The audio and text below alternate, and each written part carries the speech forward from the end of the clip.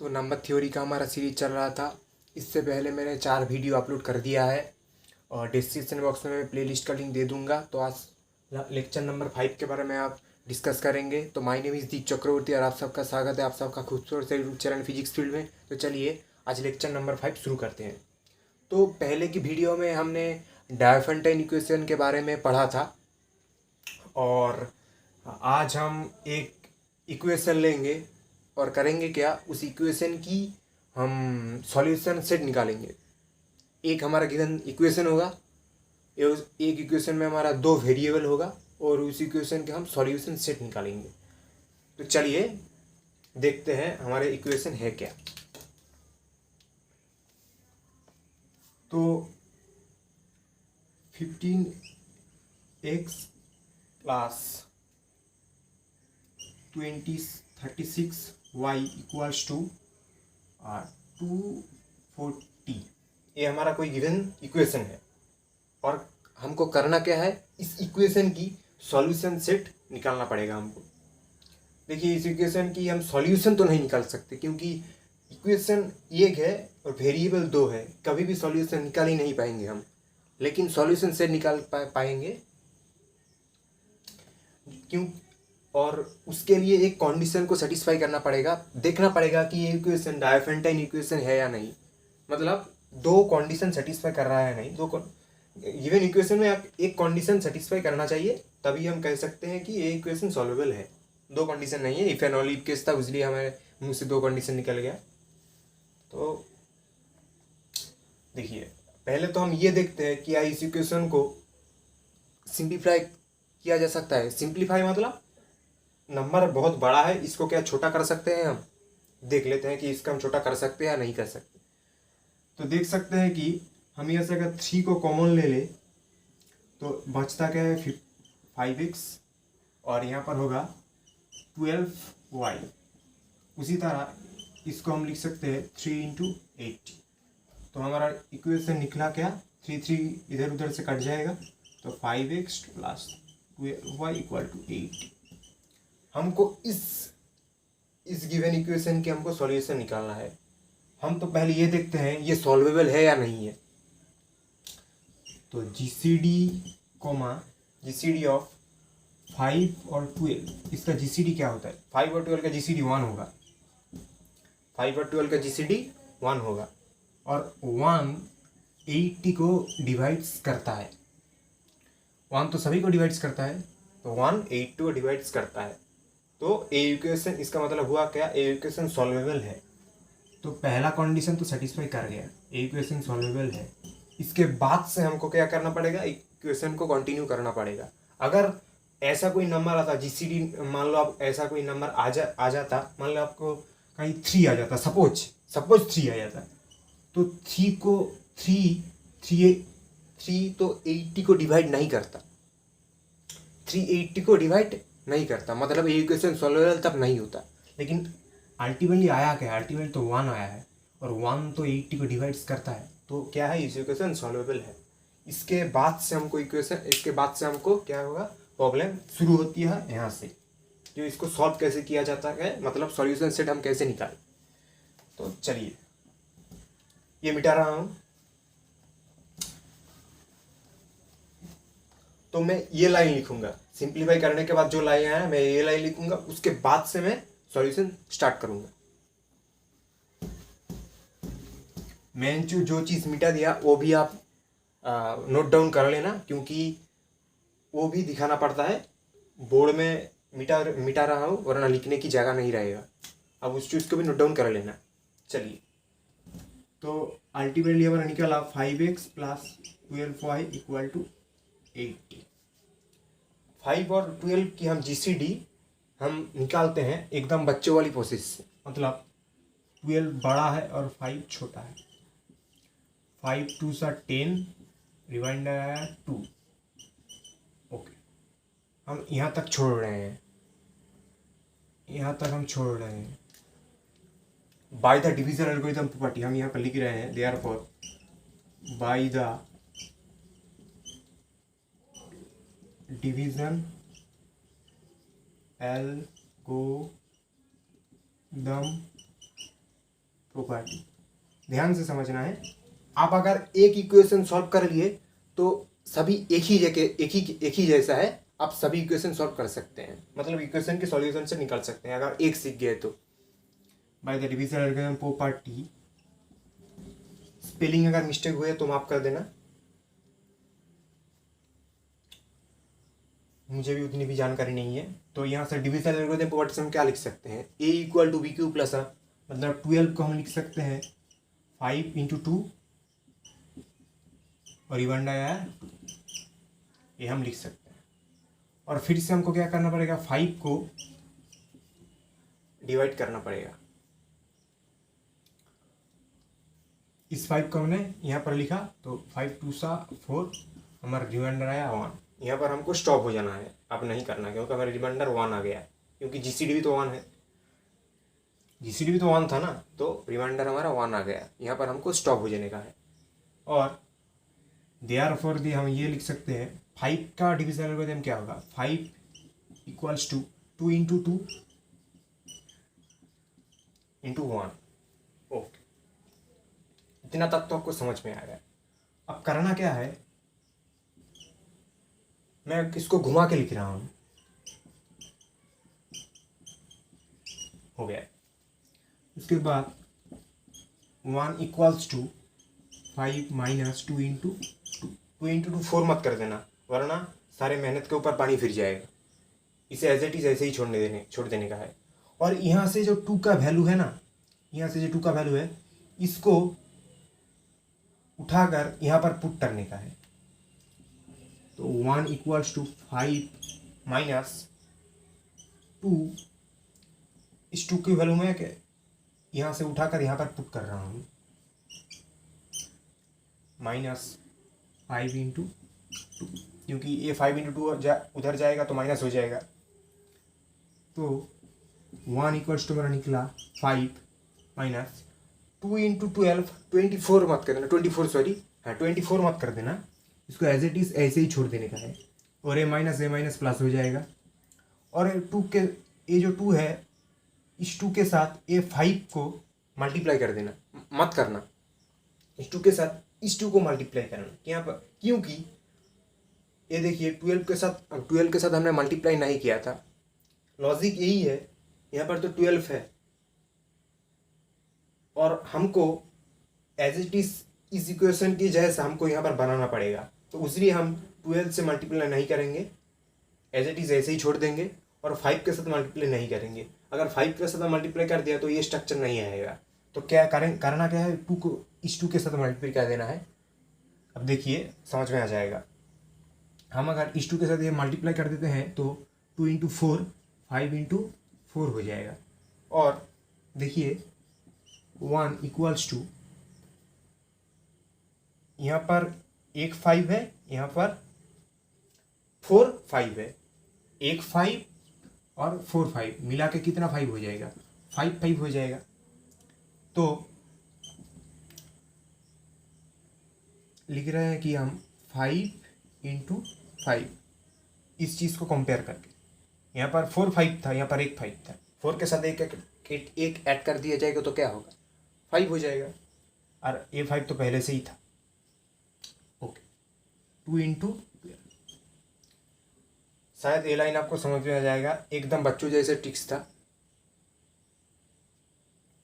फिर भी मैं एक्सप्लेन कर दे रहा हूँ। जैसे कि 5 है, 5 को अब x मान लो,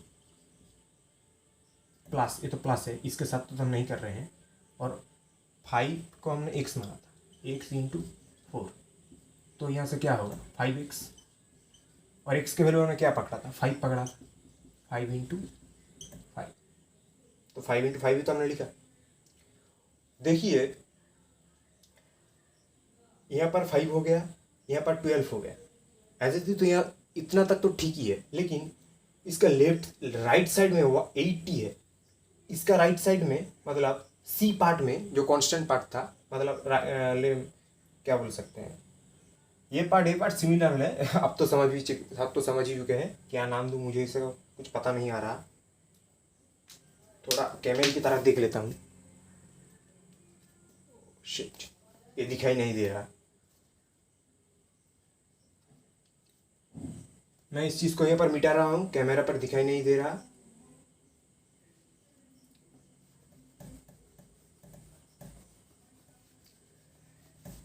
मैं यहाँ पर से कंटिन्यू करता हूँ इस लाइन को। तो हमारा था क्या, 1 equals to 5 minus 2 into 12 plus 5 into 4। यहाँ पर 4 है, यहाँ पर एक 5 है, यहाँ पर 4 5 है, यहाँ पर एक 5 है। तो हम क्या लिख सकते हैं, 5 इंटू 5। और देखिए इस पार्ट में 1 है और इस पार्ट में क्या है, 80 है। यहाँ पर 5 है, यहाँ पर 5 है, यहाँ पर 12 है, यहाँ पर 12 है। अब साइन को लेकर थोड़ा बहुत दिक्कत में नहीं रहना, साइन जो भी है उसे ऐसे ही छोड़ देने दो, साइन ज़्यादा मैटर नहीं करता। हम वो जब हम कैलकुलेशन करेंगे उसके साथ वो सेपरेट हो जाएगा। तो यहाँ पर 80 है, तो एज इट इज़ हम 80 को मल्टीप्लाई कर देते हैं, मल्टीप्लाई कर दिया। और 80 को हम किसके साथ मल्टीप्लाई करेंगे, लेफ्ट साइड में राइट साइड में हमने लेफ्ट साइड में हमने मल्टीप्लाई किया, तो राइट साइड में मल्टीप्लाई करना पड़ेगा। तो यहाँ पर एक 5 के साथ हम मल्टीप्लाई कर देते हैं, तो 400 इंटू 5 हो गया। यहाँ पर 2 के साथ मल्टीप्लाई करेंगे या 12 के साथ मल्टीप्लाई, 12 के साथ हमने मल्टीप्लाई कर दिया, तो ये इक्वेशन इस जैसा नहीं आएगा, तो 2 के साथ ही मल्टीप्लाई करना पड़ेगा। अब देखिए 80 है, 5 है, यहाँ पर 5 है, यहाँ पर 12 है, यहाँ पर 12 है। तो हम अगर इस इक्वेशन के साथ इस इक्वेशन को हम कंपेयर करें तो इनिशियल सॉल्यूशन हमारा यहाँ से निकलता है, मतलब x0 और y0 का वैल्यू यहाँ से हमारा निकलता है। तो x0 का वैल्यू क्या होगा, x0 का वैल्यू होगा 400, ओके।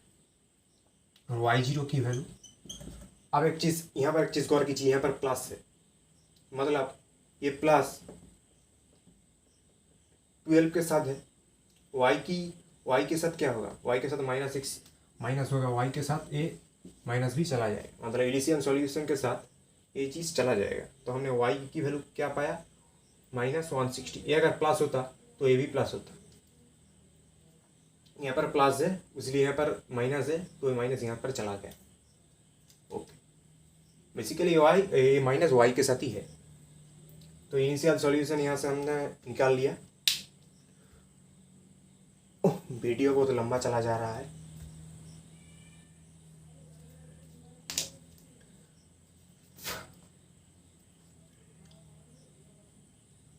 तो इस चीज़ को मैं मिटा रहा हूँ।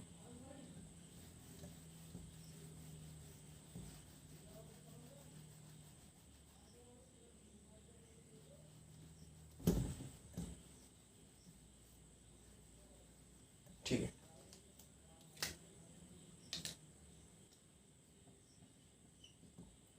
$400 and -160 is the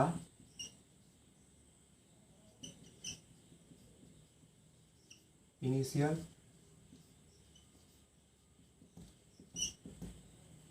तो 400 और -160 इनिशियल सॉल्यूशन है। तो इसके सेकंड पार्ट को हमको कंप्लीट करना पड़ेगा, मतलब इनिशियल सॉल्यूशन तो हमने निकाल लिया। आप क्या, अगर क्वेश्चन में ये लिखा है कि आप इनिशियल सॉल्यूशन निकालो, तो यहाँ पर आ जाकर आपको स्टॉप हो जाना है। आपको अगर ये कहे कि जनरल सॉल्यूशन निकालो, तो चलिए कंटिन्यू करते हैं। तो सॉल्यूशन सेट अगर निकालने के लिए कहे या जनरल सॉल्यूशन निकालने के लिए कहे, तो इसके बाद हम कंटिन्यू करेंगे और वो प्रोसेस भी देख लेंगे कि उसके तरीका क्या है वो निकालने का। इस इक्वेशन, अगर इक्वेशन है ax + by = c, इस इक्वेशन की सॉल्यूशन सेट क्या थी, x = x0 - b/d × t and y क्या था, y0 + a/d × t। ये चीज़ मैंने लेक्चर नंबर शायद 3 में कंप्लीट किया था, अब वो देख लेना तो समझ में आ जाएगा ये सॉल्यूशन सेट निकाला कैसे जाता है, मतलब ये फार्मूला आया कहाँ से। तो यहाँ पर हमने x0 की वैल्यू पता है जो कि है 400, और b की वैल्यू पता है जो कि है 12, और d जो कि 5 और 12 का GCD है जो कि है 1, मतलब डी का वैल्यू क्या होगा 1 होगी। और उसके साथ हमको करना क्या है, टी की वैल्यू निकालना है। ये सब पॉजिटिव इंटीजर सॉल्यूशन है। चलिए दिखाते हैं, दिखाने के बाद आपको ज़्यादा समझ में आएगा। तो इस चीज़ को मैं यहाँ पर कंटिन्यू कर रहा हूँ। तो जनरल सॉल्यूशन होगा, यहाँ पर आपको देयर फॉर के लिखना है जनरल सॉल्यूशन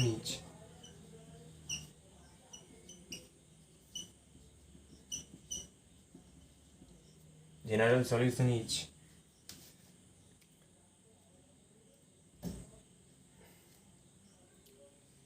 x0 की जगह आपको ये लिखना पड़ेगा कि 400 माइनस b की वैल्यू क्या है 12, d की वैल्यू क्या है 1, तो 12/1 मतलब 1 into T.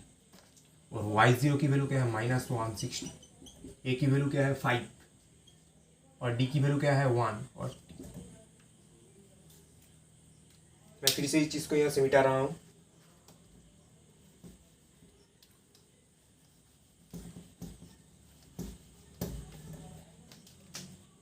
For positive integer solution x0 400 minus 12t greater than 0 और -160 प्लस 5t ये भी हमारा ग्रेटर देन 0 होगा। तो यहाँ से हम t की वैल्यू क्या पा सकते हैं, 12 divided by 400 divided by 12, sorry ये ग्रेटर देन होगा। और यहाँ से हम t की वैल्यू क्या निकाल सकते हैं, 160 डिवाइडेड बाई 5, 160 को 5 से अगर डिवाइड करोगे तो 32 आएगा। और ये कैलकुलेशन करने पर आएगा 33.33। तो t का वैल्यू 30.33 से बड़ा है और t का वैल्यू सॉरी एक मिस्टेक हो गया, ये लेस देन होगा। मैं करके ही दिखा रहा हूँ। ये -12t यहाँ पर जाएगा तो हो जाएगा +400, अगर वहाँ पर जाएगा तो -400 हो जाएगा। इसे अगर माइनस को उठाना है तो माइनस को तो लेफ्ट साइड और राइट साइड में उठा दिया तो greater than sign less than हो जाएगा 40। तो टी का वैल्यू निकलेगा क्या 33.3। 400 को आप 12 से डिवाइड करोगे तो ही निकलेगा। तो टी का वैल्यू 30.33 से छोटा है और टी का वैल्यू 32 से बड़ा है। तो 32 से बड़ा और 33.33 से छोटा इंटीजर क्या है 30 है, क्योंकि ये अगर 30 है ये 32 है, टी का वैल्यू इससे बड़ा है, उसके बीच में एक ही इंटीजर एग्जिस्ट करता है। उसके बाद इंटीजर क्या होगा 34 होगा, सॉरी 34 को हम छोड़ देते हैं, 13.33। इन दोनों के बीच में एक ही इंटीजर एग्जिस्ट करता है जो कि है 33। तो टी का वैल्यू क्या होगा, टी तो इंटीजर है तो टी का वैल्यू होगा 33। ओके, तो यहाँ से हम x की वैल्यू क्या निकाल सकते हैं, x की वैल्यू हम निकाल सकते हैं कि ये x था और ये क्या था y, कैमरा में दिखाई जा रहा है। तो x -12 इंटू 33, इसको अगर कैलकुलेशन करोगे तो आएगा 400 माइनस 396, कैमरा में दिखाई जा रहा है क्या 396। तो ये अल्टीमेट क्या निकलेगा 4, और एज इट इज़ y की वैल्यू क्या निकलेगा -160 प्लस 5 इंटू 33, इस चीज़ का वैल्यू आएगा 5। तो हमने x की वैल्यू भी निकाल लिया और y की वैल्यू भी निकाल लिया। x की वैल्यू क्या आया 4 और y की वैल्यू क्या आया 5। तो ये हमारा सॉल्यूशन था। तो इतना तक आपको शायद समझ में आया है। तो मुलाकात होगा नेक्स्ट लेक्चर में। तो चलिए आज के लिए यहाँ पर ही छोड़ देते हैं। आपके लिए मैं एक होम टास्क दे देता हूँ, आप ये घर पर सॉल्व करना, और एज इट इज़ इसी तरह ही है।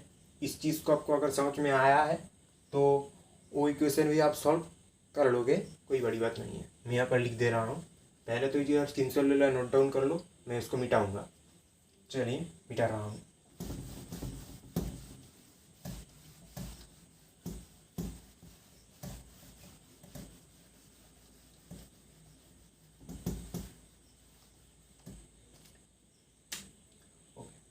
आपका कोई गिवन इक्वेशन ये है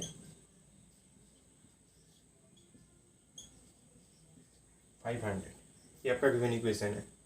आपको पहले ये फाइंड करना पड़ेगा कि ये सॉल्वेबल है या नहीं। उसके बाद जीसीडी निकालना पड़ेगा, मतलब डिवीजन एल्गोरिथम प्रॉपर्टी आपको यूज करना पड़ेगा। उसके बाद आपको सॉल्यूशन सेट निकालना पड़ेगा। Ultimately find general solution.